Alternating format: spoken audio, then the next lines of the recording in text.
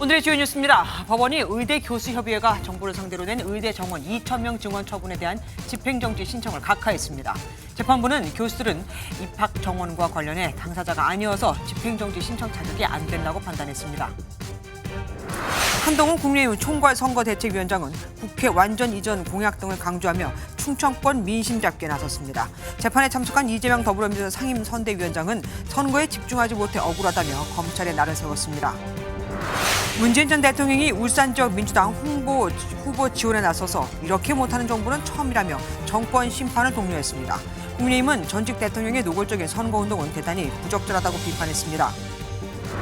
파리바게뜨 제빵기사 민주노총 탈퇴 강요 의혹을 수사하는 검찰이 허영인 SPC 회장을 전격 체포했습니다. 허 회장은 사업과 건강상의 이유로 앞선 4차례 검찰 소환 통보에 응하지 않았습니다.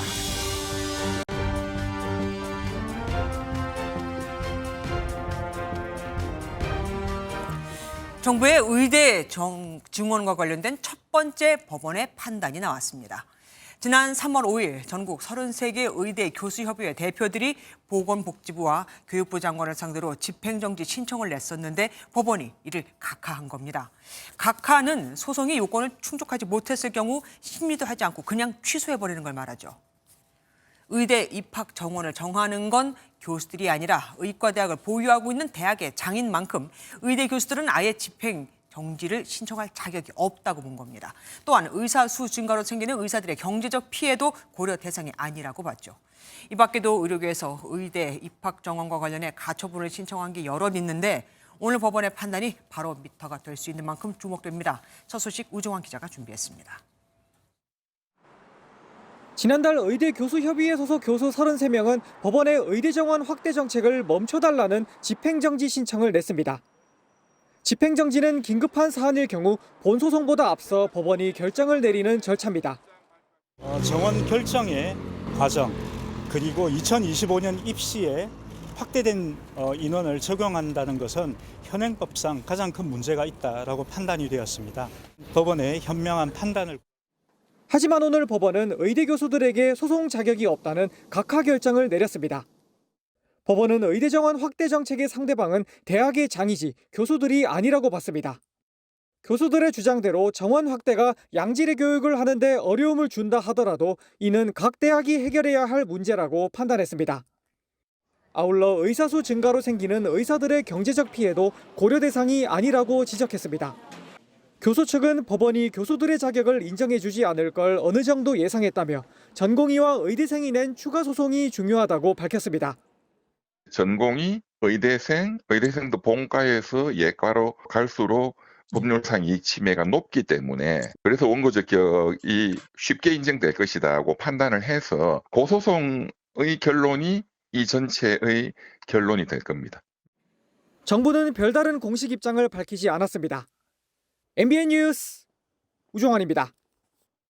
한편 오늘은 전공의 수련을 앞둔 인턴들의 임용 등록 마감일입니다. 오늘을 넘기면 상반기에 수련을 받지 못할 수 있고 9월에도 자리가 있어야 그때부터 인턴이 가능하죠.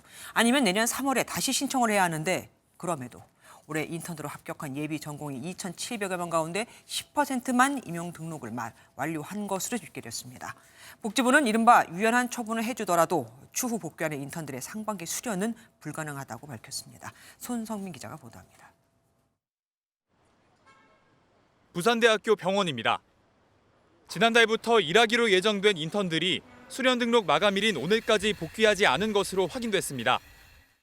저희 최종 인원 60명이거든요. 저희 인턴 60명인데 저는 다 안 했습니다.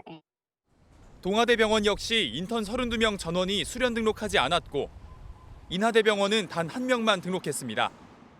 의대 졸업생 약 3,000명 중 2,700여 명이 인턴 과정 지원 의사를 밝혔습니다. 이들 중 약 10%만이 인턴 수련 등록을 마친 것으로 나타났습니다. 오늘까지 등록하지 않으면 상반기의 수련은 불가능해지고 전공의 수련 시작은 올 가을이나 내년 3월로 미뤄지게 됩니다. 차후 복귀하는 인턴에 대해 상반기 수련을 허용하는 방안 등을 고려 중일까요? 현재 그까지는 검토하고 있지는 않습니다. 정부의 일방적인 의대 증원 추진에 의료계의 불만이 커지는 가운데 전공의 수련에 대한 부정적인 반응도 나왔습니다. 전공의와 의대생을 대상으로 한 설문조사 결과 약 34%가 전공의 수련을 할 생각이 없다고 답했습니다. 전공의 수련을 할 의향이 있더라도 의대 증원과 필수 의료 패키지의 전면 백지화가 선행돼야 한다는 응답이 93%로 압도적이었습니다. 한편 의원급 단축근무 이틀째인 오늘도 진료 축소의 여파가 크게 두드러지지 않은 것으로 나타났습니다. 길어지는 의정 갈등 국면 속에서 의료계의 반발은 계속될 전망입니다. MBN 뉴스 손성민입니다. 이번엔 대학교, 의대로 가볼까요? 학교를 떠나는 의대생들은 집단 유급이 걱정이죠. 정부는 아직 여유가 있다고 하지만 실제로 국립의대 전수조사를 해보니 시간이 많지 않았습니다. 더 이상 머물 수 없어서 또 미룰 수 없어서 개강한 학교가 4곳, 나머지도 당장 이번 달에 유급 위기가 닥치는 것으로 파악됐습니다. 안병수 기자입니다. 휴학 중인 의대생들은 누적 만여 명, 전체 과반을 훌쩍 넘습니다. 나머지 약 8천 명 중 상당수가 수업 거부 중인데 정부는 이들의 유급을 최대한 막겠다는 입장입니다. 학생들의 동맹 휴학은 이게 집단 유급으로까지 가면 정말 있어서는 안 되는 일이거든요. 그래서 결코 일어나지 않도록 최대한 노력을 하겠다. 하지만 각 대학은 관련 법상 1년에 30주 이상 수업 일수를 확보해야 해 개강을 계속 미루기 어렵습니다. MBN이 더불어민주당 강득구 의원실을 통해 국립의대 10곳에 문의한 결과 원활한 2학기 진행을 위한 개강 데드라인은 4월 중하순에 몰렸습니다. 특히 학사 일정상 더 미루기 어려운 제주대, 충북대, 충남대, 경북대 4곳은 수업을 시작했지만 학생 참여율은 저조한 것으로 전해졌습니다. 빠진 수업은 온라인 강의로, 낙제 과목은 계절학기 재수강으로 보충한다지만 수업 거부가 이어지면 유급은 불가피합니다. 교수님들이 다른 동영상 강의나 이런 보강으로 할 계획으로 알고 있어요. 할 계획이지만 휴학을 신청한 학생들은 아직 안 나오고 있다. 네네. 여름 계절, 겨울 계절을 다 못 들었을 경우에 한해서 그때 이제 최종적으로 얘는 이제 유급이네 그렇게 되는 거죠. 정부와 의료계가 대화에 나서지 않고 이렇게 강대강 대치가 된다면 돌이킬 수 없는 상황이 초래될 수 있습니다. 하루빨리 정부와 의료계가 접점을 찾아 학생들의 교육권이 위협받지 않도록 의정 갈등 봉합을 요구하는 목소리가 높아지고 있습니다. MBN 뉴스 안병수입니다. 이런 가운데 윤석열 대통령이 집단행동 당사자인 전공의들과 직접 만나고 싶다는 뜻을 밝혔습니다. 의대 교수 단체가 박단 전공의 협의회 대표와 윤 대통령의 대화를 호소하자 이에 호응한 겁니다. 전정희 기자가 보도합니다. 화상회의 방식으로 브리핑에 나선 조윤정 전국의과대학 교수협의회 홍보위원장. 박단 대한전공의협의회 대표를 향해 윤석열 대통령이 초대한다면 조건 없이 만나보라고 부탁합니다. 누구나 열정이 과하면 실수할 수 있다며 대통령의 열정과 정성만 인정해도 대화를 시작할 수 있을 것이라고 말했습니다. 윤 대통령을 향해서는 젊은이들에게 먼저 팔과 어깨를 내밀고 현장을 떠난 전공의 중 대표 1명이라도 5분만 안아달라고 말했습니다. 외람되지만 감히 대통령께 간곡히 부탁드립니다. 우선 이 젊은이들의 가슴에 맺힌 억울함과 울분을 헤아려 주십시오. 이 같은 발언에 윤 대통령은 즉각 화답했습니다. 대통령실은 대변인실 공지를 통해 윤 대통령은 의료계 단체들이 많지만 집단행동 당사자인 전공의들을 만나 직접 이야기를 듣고 싶어 한다고 밝혔습니다. 또 대통령실은 국민들에게 늘 열려 있다고 밝혔습니다. 의정 갈등이 심화되는 가운데 윤 대통령과 전공의 사이의 만남으로 돌파구가 마련될지 관심이 쏠립니다. MBN 뉴스 전정인입니다. 시신이 몇 시간째 방치돼 있다. 그렇지만 할 수 있는 게 없다. 의료 공백이 7주째로 접어들면서 그간 이탈한 전공의들의 업무를 나눠서 해오던 간호사들이 집단 번아웃에 빠지고 있습니다. 코로나19 때도 꿋꿋이 버텼건만 더 이상은 못 버티겠다며 이탈하고 있는 겁니다. 두 손 두 발 다 드는 거죠. 안정모 기자가 취재했습니다. 코로나19 때도 의료 현장의 최전선에 있었던 10년차 간호사 김모 씨는 최근 사직을 결심했습니다. 업무 강도와 여건이 갈수록 악화되면서 버틸 여력이 남아있지 않은 탓입니다. 환자가 한 분 사망을 하셨는데 의사도 없고 이제 환자가 사망한 채로 한두 시간 가량 방치가 되어 있었던 상태였고 의사 부족 상황이 장기화하면서 최근에는 의사 대신 의료 행위를 하도록 종용받기까지 했다고 전합니다. 심전도 찍는 법을 알려줄 테니 심전도를 한번 찍어보지 않겠느냐. 환자가 많은 병동으로 파견 업무를 하고 있는 다른 대학병원 간호사는 자신이 소모품처럼 느껴진다고 토로했습니다. 필요할 때만 사용하고 버리는 사람처럼 느껴지는 게 있죠. 간호사를 하지 않고 다른 일을 하던가 이렇게 생각을 해요. 전공의 파업 이후 정부가 간호사에게 허용한 업무에는 중심정맥관 삽입술처럼 고난도의 시술도 포함돼 간호사의 부담이 커진 상황입니다. 비상경영 체계로 들어선 병원들이 앞으로 임금마저 제때 지급하지 못한다면 이탈하는 간호사들은 더 늘어날 수 있습니다. 환자가 계속 줄고 있고 지출마저도 계속 이게 유지되면 좀 임금 지급이 안 되겠죠. 의대 증원을 둘러싼 갈등이 해결될 실마리를 찾지 못하는 사이 의료 공백을 온몸으로 막아왔던 간호사들마저 하나둘 쓰러지고 있습니다. MBN 뉴스 안정모입니다. 여의도 국회에 완전한 세종시 이전을 공약으로 내건 한동훈 국민의힘 총괄 선대위원장이 캐스팅보드로 꼽히는 중원을 찾았습니다. 이곳에서도 뭉치면 살고 흩어지면 죽는다며 이번 선거는 범죄와의 전쟁에 가깝다며 2조 심판몰이를 이어갔습니다. 김태희 기자가 다녀왔습니다. 한동훈 국민의힘 총괄선거대책위원장이 청년들에게 세종시 국회의사당 모형을 전달합니다. 한동훈 위원장은 세종시를 워싱턴 DC로 만들겠다는 약속을 꼭 지키겠다며 국민의힘 후보를 선택해달라고 강조했습니다. 국토 정치를 완전히 해소하고 새로 출발하는 상징적 의미도 있는 거기에 덧붙여서 결정적으로 세종을 대한민국의 중심으로 바꿀 것이라고. 한동훈 위원장은 국회 세종시 완전 이전 공약을 발표한 뒤 처음으로 이곳 세종을 찾아 새 시대를 열겠다며 캐스팅보트 충청의 지지를 호소했습니다. 앞서 윤석열 대통령도 국무회의에서 세종시 행정수도 완성 약속을 지킬 것이라며 힘을 실었습니다. 야권을 향한 공세도 이어갔습니다. 조국 혁신당 대표를 파렴치한 자범이라며 감옥에 가서 영치금을 챙기고 책도 써서 팔 것이라고 비난했습니다. 조국 씨도 들어가면 그렇게 영치금을 많이 받아 챙기겠죠? 그리고 감옥에서의 숙이라고 하면서 책 만들어 팔지 않겠습니까? 중원에서 뭉치면 살고 흩어지면 죽는다고 호소한 한동훈 위원장은 내일은 강원도와 경기 북부 등을 방문해 지원 유세를 이어갑니다.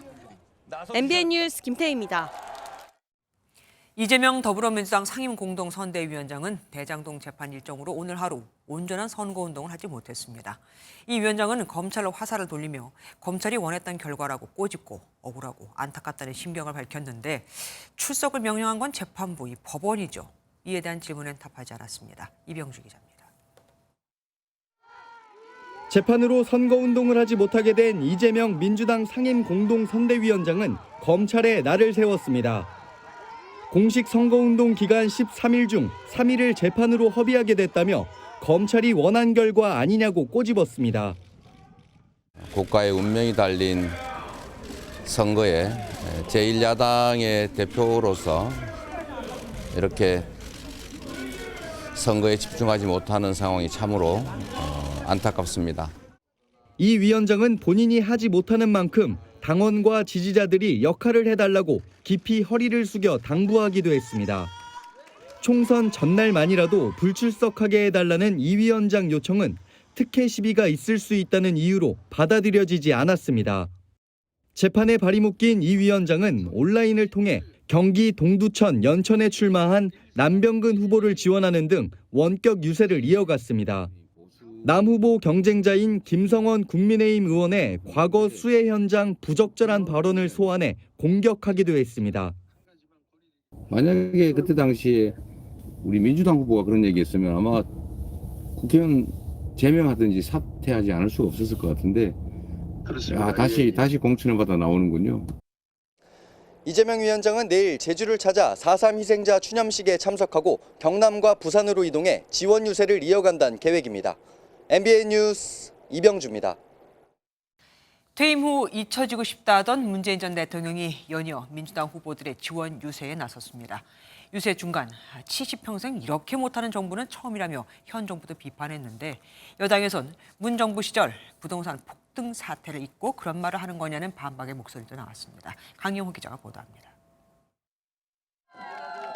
문재인 전 대통령과 김정숙 여사가 지지자들의 환호와 연호 속에 차에서 내립니다.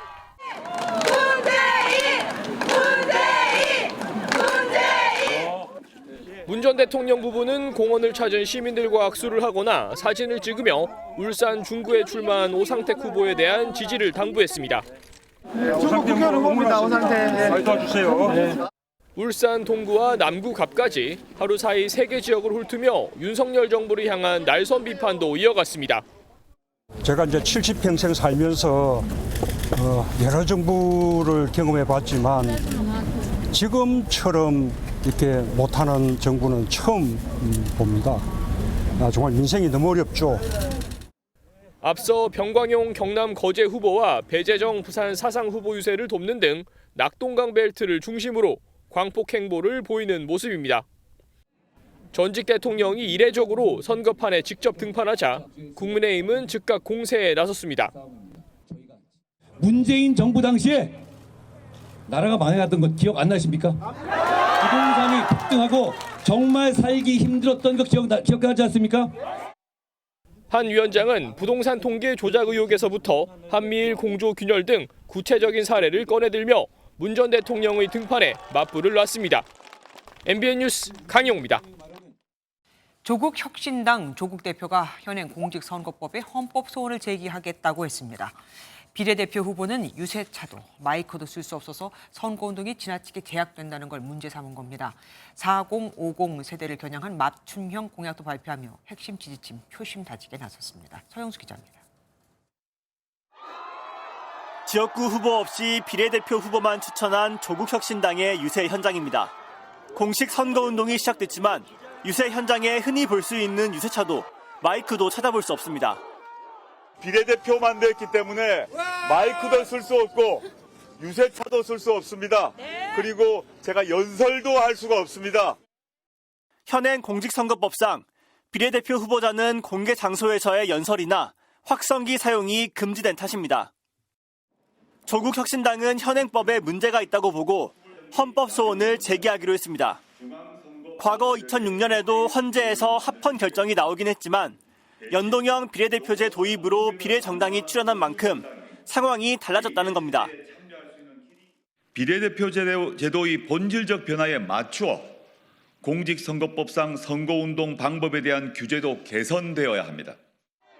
조국혁신당은 4050 생애 첫 주택 지원과 무이자 자녀교육 생활비 지원 등 4050 세대를 위한 정책 공약도 발표하며 핵심 지지층 잡기에 나섰습니다. 한동훈 국민의힘 총괄 선거대책위원장 때리기도 이어갔습니다. 조 대표는 한 위원장이 부산에서 윤석열 정부와 거리를 두는 발언을 하며 지지를 호소했다는 기사를 공유하고 참 꼴짭하다, 누차 말했지만 사라지게 될 것이라고 직격했습니다. MBN 뉴스 서영수입니다. 총선이 코앞으로 다가오면서 정치권의 고발전도 치열하게 벌어지고 있습니다. 오늘 여권은 전관예우 논란을 빚고 있는 조국혁신당 비례대표 1번 박은정 후보의 배우자를, 또 조국혁신당은 정보 불법 수집 의혹을 받고 있는 검찰을 고발했습니다. 현지호 기자가 취재했습니다. 국민의힘 이조특위 위원들이 양손에 고발장을 들고 대검찰청으로 들어섭니다. 다단계 사기 사건 한 건의 수임료로 22억 원을 받아 전관예우 논란을 빚고 있는 조국혁신당 박은정 후보의 배우자 이종근 변호사를 고발한 겁니다.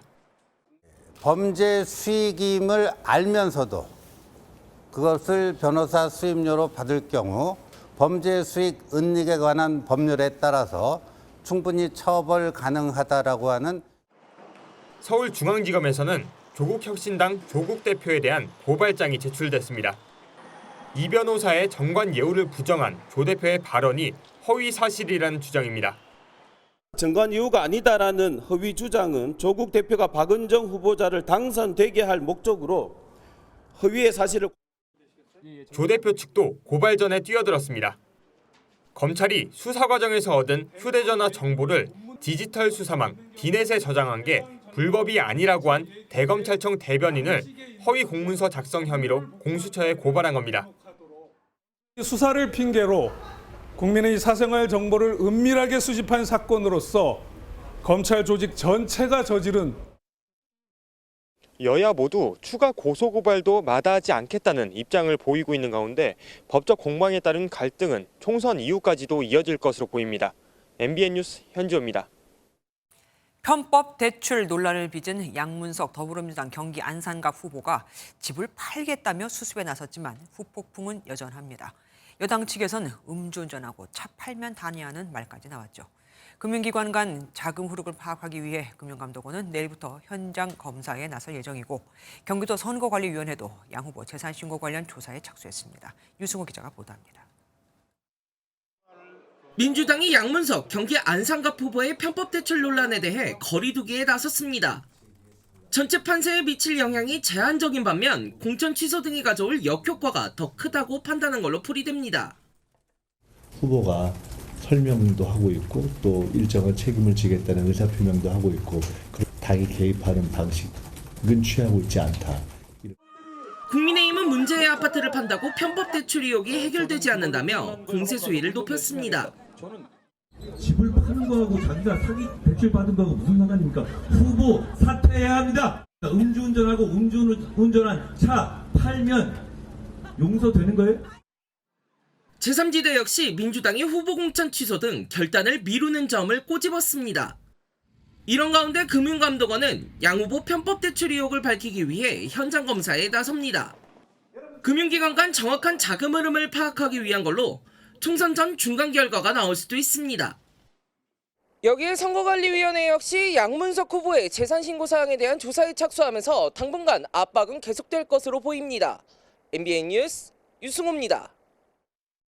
민주당은 연일 낙관론을 경계하고 있습니다. 이재명 민주당 상임공동선대위원장에 따르면 수백 표 차이로 승패가 갈리는 지역구가 49곳이나 되거든요.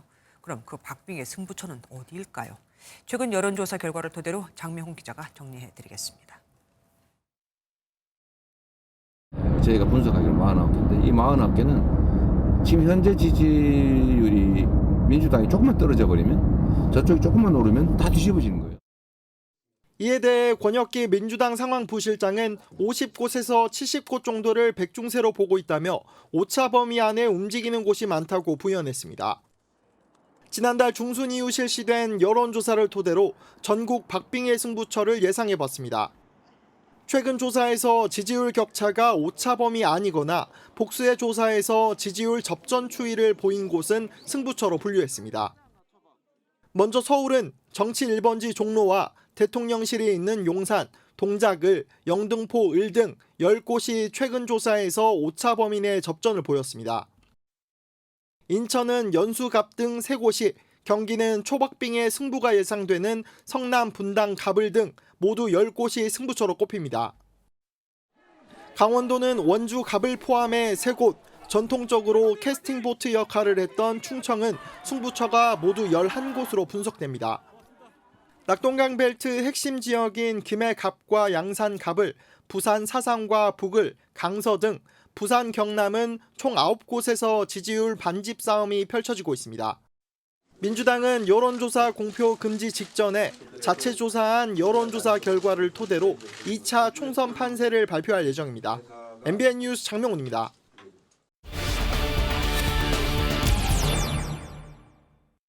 이재명 위원장이 초접전 지역으로 꼽은 곳 중에는 충청 등 중원 지역이 꽤 많이 포함되어 있을 것으로 보입니다. 전체 28개 지역구 중에 지난 총선에선 민주당에 20석을 몰아주었지만 현재는 오차 범위 내 접전인 곳이 무려 11곳이나 되거든요. 여러 민지수 기자와 함께 알아보겠습니다. 민 기자, 네. 지난 총선 때도 초접전지가 많았죠, 이 충청 지역에서. 맞습니다. 전체 253석 중에 24곳이 3%포인트 격차로 승부가 엇걸렸습니다. 네. 하지만 이 중에 가장 많은 6곳이 충청 지역에 몰려 있었는데요. 영남과 호남처럼 양당에 대한 소속감이 크지 않기 때문에 인물이나 이슈에 따라 정말 근소한 표 차이로 승부가 엇갈리는 지역입니다. 그런데 그 민주당에 몰아줬던 표심이 이번에 좀 바뀌고 있나 봐요? 네, 최근 여론조사 어제 나온 조사를 보면요. 최근 2주 동안 국민의힘에 대한 지지율 충청 지역에서 오르고 있는 추세입니다. 민주당 세종갑 후보의 갭투기 의혹, 국민의힘의 국회 세종시 이전 공약 등이 긍정적인 영향을 미친 결과로 해석이 되는데요. 네. 사실 이번 선거 이 구도로만 봤을 때 그 어느 때보다 여당에 유리한 상황이 맞습니다. 대통령에 붙인 윤기준 교수가 충청도 출신이죠. 지난 대선 때 표심이 보수 정당으로 쏠렸고 네. 여기에 대전과 세종시장, 이 충청도 도지사 모두가 국민의힘 출신이 당선이 되면서 보수화됐다라는 평가가 나왔습니다. 네. 오늘도 대통령이 세종을 찾아서 제2집무실 설치와 국회의사당 이전 등을 약속하며 여당 공약과 보조를 맞추는 모양새인데요. 막판 보수층 표심 공략에 나선 모습으로 보입니다. 그러면 실제로 국민의힘 후보들이 앞서고 있습니까? 그렇지는 않습니다. 그래요? 여론조사 결과를 보니까요. 지난 총선에서 민주당이 승기를 잡았던 천안갑을 보시면 3월 초까지만 해도 이 국민의힘 후보가 10%포인트 가까이 앞서 나갔는데 최근 여론조사에서는 이 숫자 뒤집혀서 역전이 됐습니다. 대전 서구 울도 마찬가지입니다. 2월 초에는 국민의힘 양용구 후보의 지지율이 과반을 넘어섰는데요. 최근 여론조사에서는 박범계 민주당 후보가 48%로 전세가 역전이 된 상황입니다. 그럼 좀 여야가 다 공약 중인 세종은 어떻습니까? 세종도 만만치가 않습니다. 일단 여론조사 결과로 보면 세종 을은 야당 지지세 확실하게 드러나고 있고 민주당 후보가 낙마한 이 세종갑에서도 국민의힘 후보는 새로운 미래 김종민 후보에게 크게 밀리고 있는 상황입니다. 시장 도지사가 또 국민의힘 출신이고요. 정당 지지율도 올라가고 있는데 여당 후보가 고전을 면치 못하고 있다? 이해가 안 됩니다. 네, 전문가들은 세대 교체가 제때 이루어지지 못했다라는 점을 패인으로 꼽습니다. 돈봉투 수수 의혹으로 공천이 취소된 정우택 의원 이 지역에서 5선을 했었죠. 네. 이번에 경선을 포기한 홍문표 의원도 4선을 했습니다. 빠르게 변하는 민심을 중앙 정치로 전달할 새로운 인물들 일찌감치 키워내지 못했다라는 점이 아쉽다는 건데요. 네. 하지만 최근 이 새로운 얼굴인 한동훈 위원장이 국회 이전 공약 등을 내세워 이 충청권 민심을 바꾸고 있다라는 분석도 많습니다. 마지막까지 표신을 확인해야 될 곳입니다. 지금까지 민지숙 기자와 함께했습니다. 고맙습니다.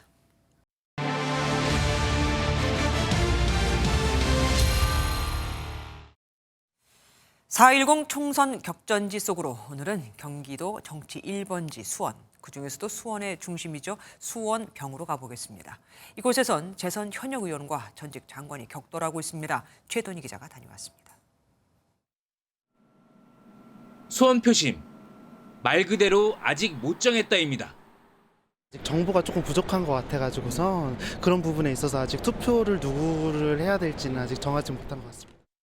좀 애기 쪽으로 더 저희는 좀 보이니까, 그리고 또 교통편이나 이런 것도 좀 공략하는 것도 보고 하려고, 또 주거나 이런 것도 또 형태나 좀 이점 있는 저희도 좀 보고 결정하려고요. 경기도 정치 1번지 수원입니다.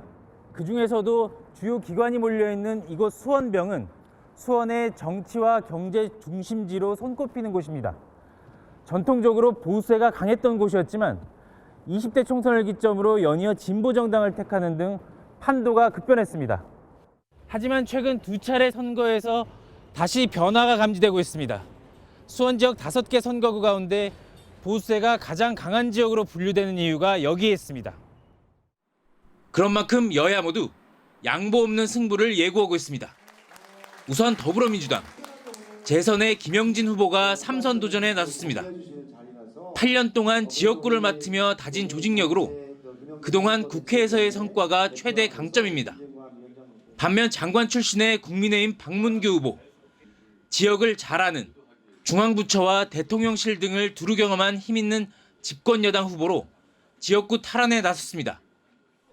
이재명 대표의 정무조정실장, 윤석열 정부의 국무조정실장, 양쪽 모두 각 당에서 단수공천한 인물로 전략 대 전략의 빅매치입니다. 두 후보 모두 원도심 개발에 방점을 두고 있지만 해법은 다릅니다. 김 후보는 수원화성 문화관광특구 지정과 신분당선 연장선을, 방 후보는 수원 강남 고속도로 신설과 수원역 성균관대역 철도 지하화가 핵심 공약입니다. 이런 가운데 대형 신축 아파트 입주로 만여 명 이상 늘어난 매교동 등 신도시 유권자들의 표심이 변수로 떠오르고 있습니다. MBN 뉴스 최돈입니다. 오고 가는 언제 매일 여의도는 전쟁 중 talk to me. 총선 톡톡 시간입니다. 김지영 기자와 함께합니다. 어서 오십시오. 어제 윤석열 대통령이 의료개혁 관련 담화 이후에 대통령한테 탈당을 요구한 사람이 있었습니다. 함운경 마포을 후보죠. 그런데 하루 만에 입장을 바꿨어요. 네. 함운경 후보는 대통령의 본뜻을 모르고 성급했다고 밝혔습니다. 구에서 모든 정원 문제까지 포함해서 모든 걸 의논할 수 있다. 이렇게 바뀌었고 그것이 실제 대화 내용이다. 담화 내용이다. 이렇게 말씀하셔가지고 제가 좀 성급하게 좀 내질렀다 이런 생각을 좀.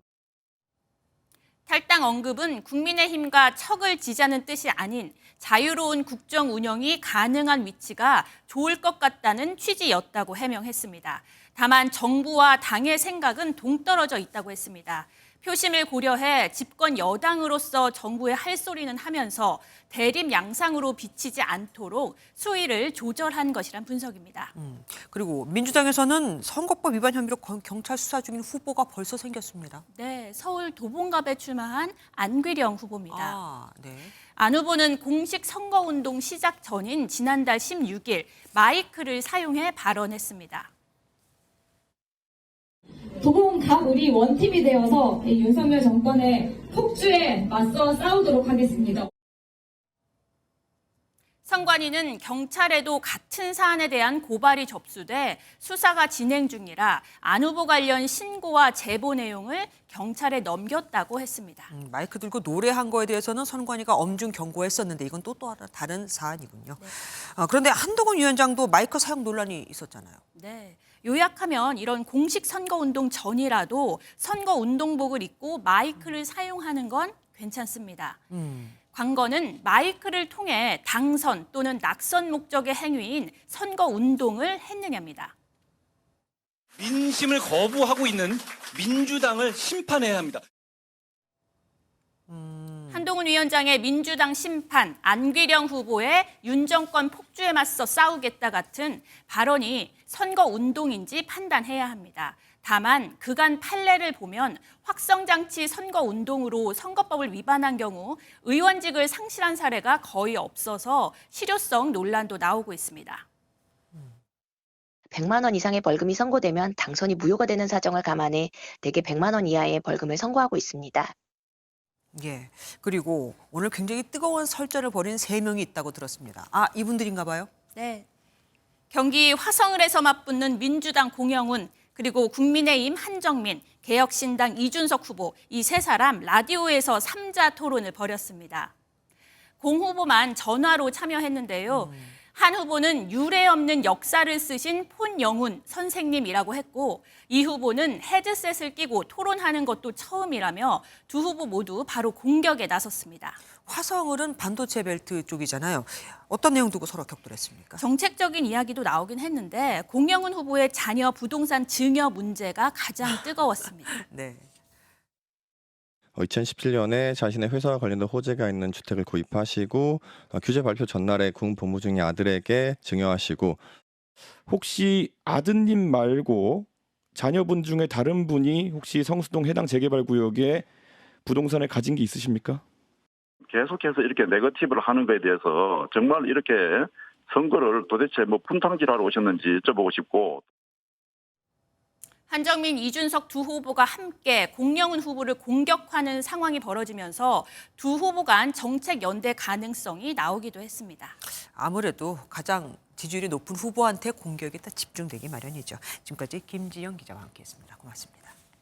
지난 대선 때는 선거 나흘 전에, 2017년 대선 때는 열흘 전에 미사일을 쏘는 등 지금까지 북한은 총선, 대선처럼 큰 선거를 앞두고 무력 도발을 해왔습니다. 선거에 영향을 끼치려는 거죠. 총선을 며칠 앞둔 오늘도 예외가 아니었습니다. 권영범 기자가 보도합니다. 합동참모본부는 북한이 평양 일대에서 동해상으로 발사한 중거리 탄도미사일을 포착했다고 밝혔습니다.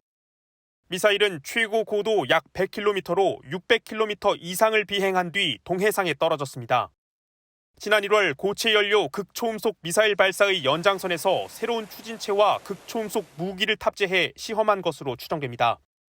발사체의 능력이 더 향상됐을 가능성이 있고 탄두의 것도 목적을 가지고 실험을 할 수 있다고 판단하고 있습니다.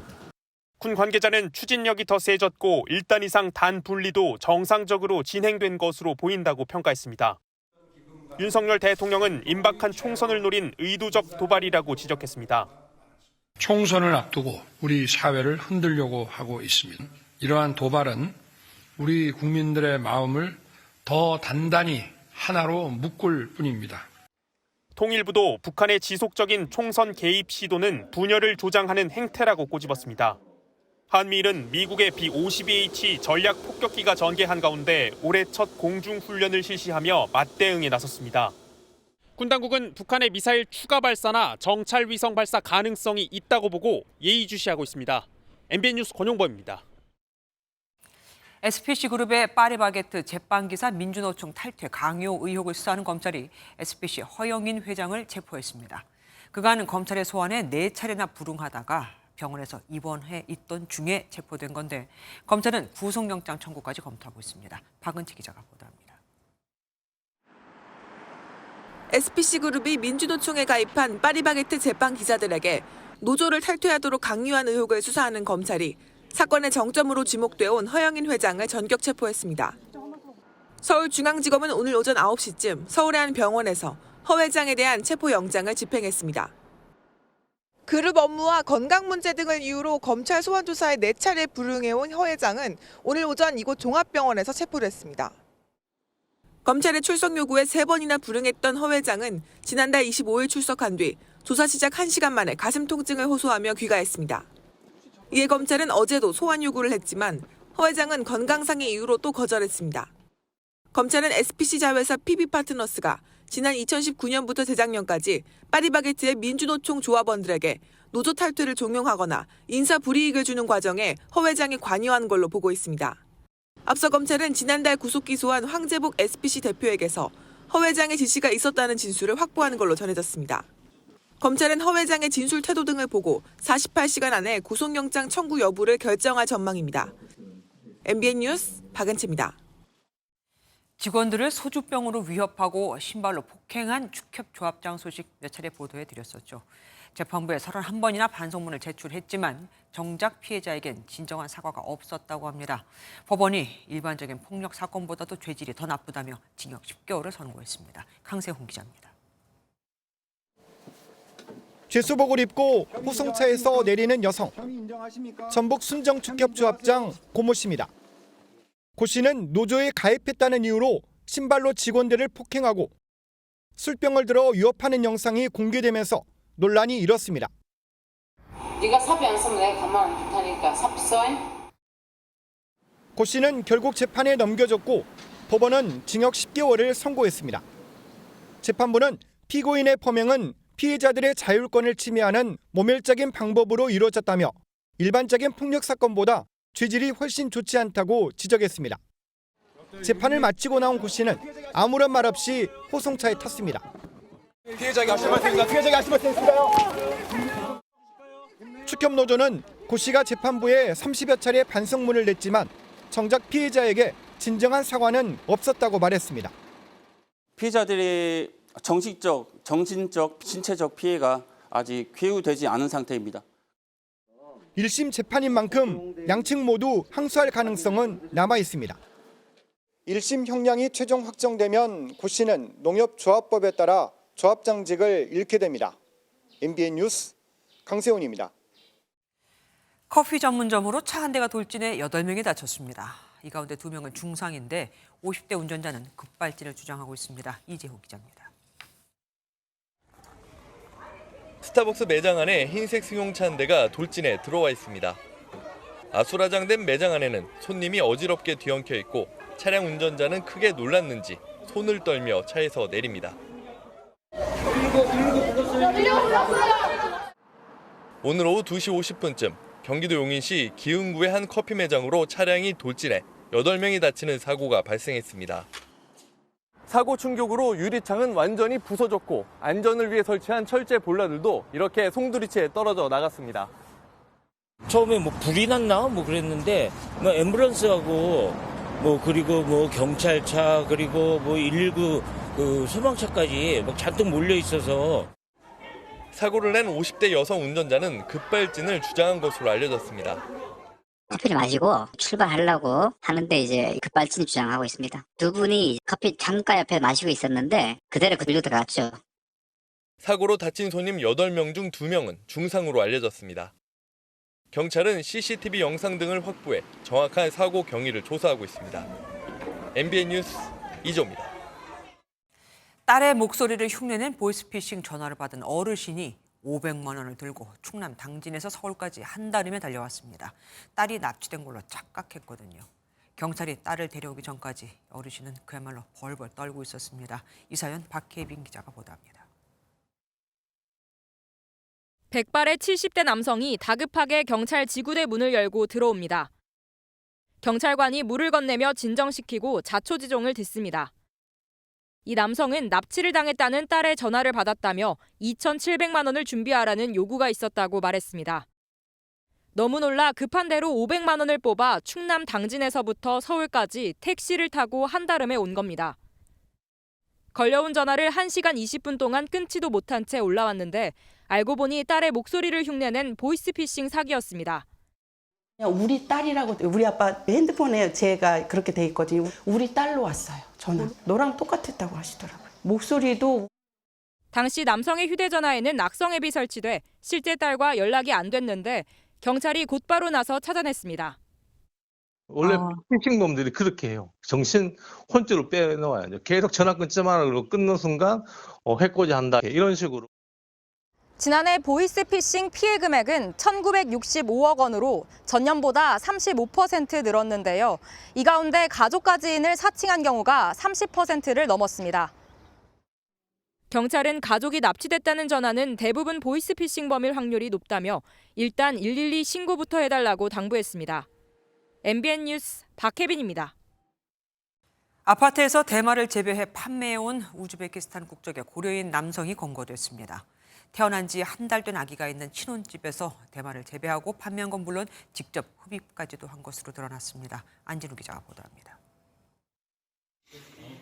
해경이 한 외국인 남성 집을 급습합니다. 마약류 관리법 위반 혐의로 체포합니다. 안으로 들어서자 암실처럼 꾸민 공간이 나타납니다. 한쪽 벽면엔 LED 조명이 켜져 있습니다. 야, 여기서 대마 키웠네. 집안 곳곳에선 대마 종자도 발견됩니다. 1,000명이 동시에 흡입할 수 있는 시가 2천만 원 상당의 대마초 121g과 대마담배 200개비도 쏟아져 나옵니다. 도심 아파트에서 대마를 재배해 판매한 우즈베키스탄 국적의 30대 고려인 남성이 해경에 체포됐습니다. 이 남성은 태어난 지 한 달 된 신생아와 함께 사는 신혼집에서 대마를 재배했습니다. 집안에서 만든 대마초를 1g당 15만 원에 판매했습니다. 소문을 듣고 찾아오는 같은 중앙아시아 출신 우즈베키스탄이라든지 카자흐스탄, 러시아, 동양의 그 외국인들을 대상으로 이제 판매를 했. 대마 종자는 텔레그램과 국제 우편을 통해 구매한 것으로 드러났습니다. 지난해 대마초 중간 판매책 6명을 검거한 해경은 대마를 재배해 공급한 30대 외국인 남성을 추가로 구속했습니다. MBN 뉴스 안진우입니다. 우리는 이렇게 대마를 피우는 것도 재배하는 것도 안 되지만 독일은 아닙니다. 4월 1일자로 18세 이상은 대마초를 피우거나 재배하는 게 합법이 됐거든요. 이를 자축하기 위해 1,500여 명이 모여서 행사를 열었는데 거의 축제 분위기였다고 합니다. 하지만 한국인은 독일에서라도 대마초를 피우면 처벌을 받습니다. 최희지 기자입니다.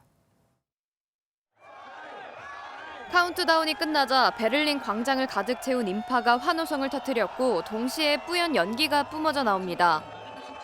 1,500여 명의 사람들이 흥에 겨워 춤을 추며 대마를 피워댔고 이 때문에 인근 거리까지 연기가 자욱합니다. 지난 1일 0시 대마초 부분 합법화가 시행되자 자축하는 행사가 열린 겁니다. Auf jeden Fall in Zukunft ein Feiertag, nicht nur, weil unser zweiter Vorsitzender sowieso immer am 1. April Geburtstag hat, sondern jetzt ja logischerweise am 1.4. vielleicht auch immer wieder hier feiern. 약 500만 독일인이 그동안 암암리에 이용 중인 불법 암시장을 없애고 청소년을 보호하기 위한 취지입니다. Schwarzmarkt wird immer größer. Wir haben eine Verdopplung der Zahl der Drogentoten in den letzten 10 Jahren gehabt. Jahrelang auch gegen eine Cannabis-Legalisierung, aber die Studienlage zeigt. 이에 따라 18세 이상의 성인은 대마초를 최대 25g까지 소지하고 세 그루까지 재배하는 것이 가능해졌습니다. 하지만 대마초 판매는 여전히 불법으로 직접 재배하거나 비영리 단체인 대마초 클럽을 통해서만 구매할 수 있습니다. Kann man da vielleicht noch nachsetzen, dass die Polizei geschult wird, dass sie offen ist fürs Thema. 합법화 이후에도 한국 국적자는 독일에서 대마초를 피우면 한국 마약류 관리법에 따라 처벌을 받습니다. 독일 주재 한국 대사관은 특히 대마 성분이 포함된 담배나 음료를 무심코 피우거나 마시는 일이 없도록 당부했습니다. MBN 뉴스 최희진입니다. 북한 영공이 중국 민간 드론에 의해 고스란히 촬영돼 화제가 되고 있습니다. 코로나 팬데믹 시기여서인지 마치 유령 도시처럼 썰렁했는데 차도에도 차량은 두세 대가 지나다니는 게 다였습니다. 베이징에서 윤석정 특파원입니다. 한낮에도 거리엔 인적이 드물어 한산한 이곳은 북한 신의주입니다. 가끔 지나는 차들이 눈에 띄긴 하지만 전체적으로 마치 영화 세트장처럼 적막해 보입니다. 지난주 미국 SNS에 한 중국인이 드론으로 북한 신의주를 촬영했다며 올린 영상입니다. 게시자는 코로나19가 한창이던 2020년 중국 단둥에서 국경 너머로 드론을 날렸다고 주장하며 사진 10여 장과 영상 3개를 첨부했습니다. 김일성과 김정일 부자의 초상화가 걸린 평안북도 예술국장 앞엔 백두의 혁명 정신이나 정면 돌파전 등의 푯말도 서 있습니다. 마스크를 쓴 채 길을 걷던 북한 주민들이 드론을 올려다보는 모습이 찍히기도 했습니다. 단둥과 신의주는 폭 2km 정도의 압록강을 사이에 두고 마주보고 있어 중국 쪽에서 북한을 촬영한 사진이나 영상들이 종종 중국 SNS에 올라오곤 했습니다. 过不去我们就远远地看着吧。这个是朝鲜的新义州，它是朝鲜的第4大城市。这个圆形的建筑叫太阳楼。 다만 이번처럼 신의주 도심 한복판까지 민간 드론이 날아가 촬영까지 한 건 처음으로 추정됩니다. 베이징에서 MBN 뉴스 윤석정입니다. 사과 88.2%, 배 87.8%. 지난달 과일 가격 상승률입니다. 너무 많이 올랐죠. 연이은 대책에도 상승세가 꺾이지 않자 정부가 물가 안정 자금을 무제한으로 풀기로 했습니다. 물가가 잡힐 때까지 풀겠다는 겁니다. 고정수 기자입니다. 서울의 한 첨가물 도소매 시장입니다. 사과 10kg 중도매가는 지난달 정부 지원 이후에도 오른 9만 원대. 작년 같은 기간보다 118% 넘게 상승했습니다. 손님들은 자꾸 왜 내렸다는데 왜 안 내리는 지원도 없고 들어오는 가격은 똑같고. 통계청 조사 결과 지난달에도 사과 가격은 1년 전보다 88.2% 높은 가격에 형성됐습니다. 통계 작성이 시작된 1980년 1월 이후 최대 상승폭입니다. 배 87.8%, 귤 68.4% 등 과일 물가는 40% 넘게 뛰었고 이 여파로 전체 소비자 물가는 2달 연속 3%대를 기록했습니다. 정부의 연이은 대책에도 이상기후로 인한 생산량 감소 여파가 계속된 겁니다. 지난해 사과 생산량은 약 39만 4천 톤으로 12년 만에 가장 적었습니다. 정부는 참외가 출하되는 이번 달을 정점으로 과일 물가가 안정될 것으로 기대하면서도 추가 대책을 내놨습니다. 정부는 장바구니 물가가 안정되고 이를 국민들이 체감하실 수 있을 때까지 긴급 농축산물 가격 안정 자금을 무제한으로 투입하고 지원 대상을 확대하겠습니다. 특히 올해 사과 계약 재배 물량을 6만 톤으로 확대하고 온라인 도매시장 활성화와 산지 소비지 직거래를 늘리는 등 유통비용 절감을 추진할 계획입니다. MBN 뉴스 고정수입니다. 방금 보셨듯이 과일값이 급등한 건 이상기후로 인한 생산량 급감 때문입니다. 이상기후가 당장 사라질 리도 없으니 그럼 좀 더 장기적인 대책을 마련해야겠죠. 산지에서 생산이 안 된다면 산지를 바꿔보면 어떨까요? 강원도에서 사과를 재배하는 식으로 말입니다. 이제 사과는 최북단에서나 재배하고 남부지방에선 아열대 과일을 키우게 생겼습니다. 우리나라 먹거리 지도가 바뀌게 생긴 겁니다. 이승민, 김경기 두 기자가 차례로 보도합니다. 사람 키보다 큰 사과나무에 가지치기가 한창입니다. 강원 내륙에서도 최북단인 양구군 일대. 높은 해발 고도와 한랭한 기후로 시래기가 유명한 곳이지만 최근 사과 재배지로 주목받고 있습니다.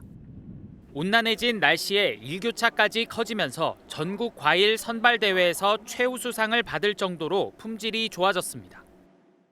여기 강원도가 기후가 맞아갖고 고품질의 맛있는 사과가 생산이 돼갖고 작년에 제가 선택을 했어요.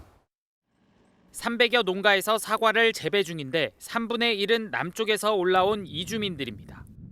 저 경북에서 하던 분들이 들어와요. 기후가 맞고 여건이 된 데가 나니까 이제 북쪽으로 자꾸 올라오는 거죠. 강원도에서도 최북단 양구 지역의 사과 재배 면적은 최근 5년간 급격히 늘어 올해는 314헥타르에 달합니다. 기후변화로 사과 산지는 점점 북상해 2070년이 되면 강원도 산간 일부에서만 재배가 가능할 것으로 예측됩니다. 정부는 양구를 비롯해 정선, 홍천, 영월, 평창 5개 군을 주산지로 키워 사과 소멸을 막겠다는 계획입니다. 전북 전주시 외곽의 한 분위기 좋은 카페. 레모네이드와 청, 빵을 만들어 판매하는데 재배지는 바로 옆 하우스입니다. 한 그루 두 그루 레몬나무를 늘리다 보니 어느덧 하우스는 4동으로 늘어났습니다. 연중 따뜻하고 이제 얘네들이 자라는 데는 전혀 문제가 되지 않습니다. 레몬을 직접 오셔서 보시고 체험하실 수 있는 그런 부분까지 연계가 되기. 5, 6년 차 나무가 되면 새콤달콤하고 이렇게 크기도 좋은 레몬을 1년에 200개 이상 수확할 수 있습니다. 레몬을 비롯한 아열대 과일인 감귤류의 전북 지역 재배 면적은 축구장 70개를 넘어섰습니다. 위도가 낮고 땅이 넓은 경남권보다 넓은 것으로 전반적인 기온 상승과 하우스 기술의 발달로 충청권 턱밑까지 치고 올라온 겁니다. 망고, 키위, 바나나, 올리브, 심지어 패션 프루트까지 이제는 내륙에서 재배됩니다. 평균 기온이 상승하고 소비자 기호도 변화하고 있고 아열대 작목을 재배하는 농가나 재배 면적은 더욱더 증가될 것으로. 전문가들은 고온에 강한 품종 개발을 서두르지 않으면 북상 속도가 빨라질 것이라고 경고합니다. MBN 뉴스 김경입니다. 음식값이 오르고 배달비도 부담스러워지면서 요즘 배달앱 인기가 떨어지고 있죠. 위기를 느낀 배달 플랫폼 업체들이 앞다퉈 무료 배달을 선언하고 나섰는데 소비자 지갑이 얼마나 가벼워질지는 지켜봐야겠습니다. 다른 데서 값을 올려버리면 또 소용없어질 테니까요. 박통일 기자입니다. 평소 배달앱을 이용해 식사를 자주 주문하던 김모 씨. 최근 물가가 오르고 주머니 사정도 나빠지면서 음식 배달을 주문하는 대신 직접 찾으러 가는 횟수가 늘었습니다. 아무래도 뭐 치킨을 한 마리 시킨다고 하더라도 배달비가 약 한 3분의 1 정도의 비중을 차지한다고 생각을 하다 보니까 차라리 걸어가서 받아오는 게 낫겠다라고. 실제로 코로나19 시기 급격히 성장했던 배달 음식 시장은 지난해 처음으로 뒷걸음질 쳤습니다. 코로나 때 그렇게 많이 시켰는데 지금은 많이 포장으로 많이 바뀌었어요. 웬만하면 퇴근 시간에 맞춰서 다들 웬만하면 포장으로 받는. 위기감을 느낀 배달앱 3사가 이른바 배달비 제로 경쟁에 돌입한 이유입니다. 쿠팡이츠는 지난달 26일부터 유료 멤버십 회원을 대상으로 여러 곳을 같이 배달하는 묶음 배달 서비스를 무료 제공하고 나섰습니다. 일주일도 지나지 않아 1위 업체 배달의 민족도 무료 배달 서비스로 맞불을 놨고 요기요는 배달비가 무료인 멤버십 구독료를 인하했습니다. 출혈까지 불사하며 극단적 경쟁에 나선 것, 포화 상태에 접어든 배달 시장에서 어떻게든 점유율을 끌어올리려는 고육지책입니다. 소비자들에게 약간의 착시 현상처럼 이런 이제 배달 수수료가 없으면 마치 그 외식 비용이 감소하는 것처럼 느껴져서 그 사용을 좀 더 끌어내는 그런 효과는 좀 있을 것 같습니다. 제살 깎아먹기식 무기한 경쟁은 불가능한 만큼 결국 음식점 수수료 인상이나 음식값 상승으로 이어질 것이란 우려도 나옵니다. MBN 뉴스 박통일입니다. 가위바위보도 지면 안 된다는 또 하나의 한일전이 오늘 밤 벌어집니다. 한국의 현역 가왕과 일본의 트롯걸즈 재팬에서 선정된 트로트 국가대표들이 자국의 명예를 걸고 한 무대에 서거든요. 세계 최초 트로트 한일전 이상주 기자가 소개해드리겠습니다. K-팝 스타의 상징과도 같은 비행기 래핑에 현역 가왕 톱세븐의 모습이 선명합니다. 일본에서 방송된 트롯걸즈 재팬을 통해 선발된 7명과 상대하는 우리 국가대표 트로트 가수 7인입니다. 한국과 일본이 노래로 한판 붙는 세계 최초 음악 국가대항전을 응원하기 위한 하늘길 홍보입니다. 한국과 일본은 역사적으로 무역을 많이 해오며 어느 나라보다도 경제적으로 친밀한 국가인 만큼 지금 이 무역 활성화를 통해서 서로 간의 협력이 절실히 필요한 시점이라고 생각합니다. 음악으로 벌이는 한일전 승부지만 단순 경쟁은 아닙니다. 문화교류 장이자 양국의 방송, 음악, 예술 전 분야의 긍정적 영향과 트로트 세계화의 가능성을 확인하는 기회가 될 것으로 기대합니다. 경연이라는 거는 좀 경쟁을 좀 포커스를 맞추고 있는데 그것보다는 국가적인 화합, 그리고 노래를 통한 서로의 문화에 대한 존중, 그리고 노래를 풍성하게 보여줄 수 있는 그런 장이라고 보시면 될 것 같아요. 국가대표 경쟁이라는 무대에 국경을 넘는 감동을 더해 양국 시청자들의 눈과 귀를 사로잡을 무대. 닮은 듯 다른 한국과 일본의 트로트와 엔카. 한일 가왕전의 어떤 무대가 시청자의 가슴을 울릴지 국민 투표가 지금 시작됩니다. MBN 뉴스 이상주입니다. 스포츠 뉴스입니다. 대한축구협회가 차기 대표팀 감독 최종 후보를 11명으로 확정했습니다. 늦어도 다음 달 중순까지 선임 작업을 마무리할 계획인데 외국인 감독부터 먼저 접촉합니다. 최영규 기자입니다. 대표팀 감독 선임을 담당하는 축구협회 전력강화위원회가 3시간 동안 진행된 5차 회의 끝에 차기 감독 최종 후보 11명을 결정했습니다. 국내 감독 4명, 외국인 감독 7명인데 일단 외국인 감독을 먼저 접촉한다는 계획입니다. 비대면으로 우선 우리가 면접을 해서 결과물을 찾아내면 그때 가서 저희들이 직접 제가 또 현지로 가서 2년 전 월드컵에서 사우디아라비아를 이끌어 아르헨티나를 꺾었던 에르베 르나르 감독과 프리미어리그에서 20년 넘게 지휘봉을 잡은 스티브 브루스 감독, FC 서울 감독을 지냈던 세뇰 귀네슈 감독이 물망에 올랐습니다.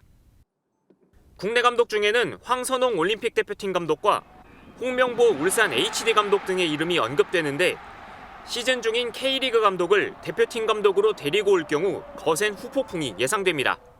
소속 팀에 대한 부분은 충분히 아마 저희들이 우선적으로 가서 소통을 분명히 해야 팬들에 대한 어떤 예의도. 새 감독은 늦어도 5월 중순까지 선임할 계획인데 사실상 한 달 정도만 남은 상황입니다. 오는 6월 싱가포르, 중국과 월드컵 2차 예선 지휘봉을 정식 감독에게 맡기려고 하는 만큼 선임 작업에 속도가 붙을 전망입니다. MBN 뉴스 최영규입니다. 벚꽃이 부지런히 꽃망울을 터뜨리고 있습니다. 오늘 서울 석촌호수의 모습인데요. 맑은 봄하늘 아래 분홍빛 벚꽃이 활짝 핀 모습을 볼 수 있었습니다. 한편 남부와 제주에는 비가 시작됐습니다. 밤사이 남부와 제주의 비는 더욱더 굵어지겠고요. 내일은 이 비가 전국으로 확대되겠습니다. 이번 비는 제주와 남해안에 집중되겠습니다. 앞으로 제주 산지에 150mm 이상, 남해안에도 80mm 이상의 많은 비가 더 쏟아지겠고요. 서울에는 5mm 미만의 약한 비가 예상됩니다. 내일 중부지방 낮 기온은 서울이 20도, 춘천은 19도로 오늘보다 4에서 5도가량 낮겠습니다. 남부지방은 전주가 17도, 부산 16도에 그치면서 오늘보다 5에서 10도가량 큰 폭으로 낮아지겠습니다. 이번 비는 내일 밤이면 대부분 그치겠지만 호남과 제주는 모레까지 이어질 전망입니다. 내주셨습니다.